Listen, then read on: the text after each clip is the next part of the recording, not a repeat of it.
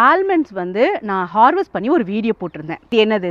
பேர். இங்கே என்ன எழுதியிருக்கு? பேர்னு எழுதியிருக்கு. அப்படியே இங்கே வாங்க. இது என்ன பழம்? வெயிட் பண்ணுங்க, இதுக்கு நான் திருப்பி வரேன். இங்கே வாங்க.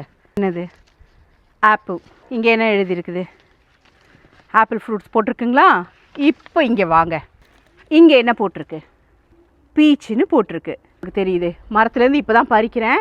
ஆல்மண்ட் பிளான்ட்டோட பீச் பிளான்ட்டை கம்பேர் பண்ணி காட்டுறேன். அன்னைக்கு இந்த பிளான்ட்ஸ்லேருந்து தான் ஆல்மண்ட்ஸ் ஹார்வெஸ்ட் பண்ணேன்.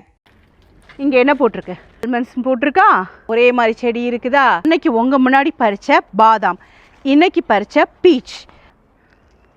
இது பாதாம். இதை ஓப்பன் பண்ணுறேன். இது எப்படி இருக்குது? பீச்சோட சீடு. யூகேல பார்த்தீங்கன்னா நம்ம ஆல்மண்ட் ட்ரீ கண்டிப்பாக க்ரோ பண்ண முடியும். கலிஃபோர்னியா மாதிரி நமக்கு நல்ல விளைச்சல் கொடுக்குமான்னு கேட்டால் கொடுக்காது. ஒரு பிளான்ட்டோட ரேட்டே நான் 85 பவுண்ட்ஸ் கொடுத்து வாங்கினேன். நம்ம ஊர் ரேட்டுக்கு லிட்ரலி 9000 ருபீஸ்.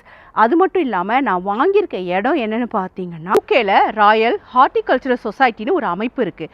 அங்கே பார்த்தீங்கன்னா அந்த விதை, அந்த பிளான்ட்டோட தன்மையெல்லாம் சோதிச்சுட்டு தான் பிளான்ட்ஸே விற்பனைக்கு வரும். இப்போ நீங்கள் பார்த்துக்கிட்டு இருக்கீங்க பார்த்தீங்களா, இதுதான் பீச் பிளான்ட், இதுதான் பீச் ஃப்ரூட். என் தோட்டத்தில் எல்லா விதமான ஃப்ரூட்ஸும் இருக்குது, இன்க்ளூடிங் பாதாமும் வச்சுருக்கேன். நீங்கள் கமெண்ட்ஸில் சொல்கிற மாதிரி அது பீச் கிடையாது, ஆல்மண்ட்ஸ் தான். இப்போ உங்களுக்கு அந்த எக்ஸ்பிளனேஷன் புரிஞ்சிருக்கும்னு நினைக்கிறேன்.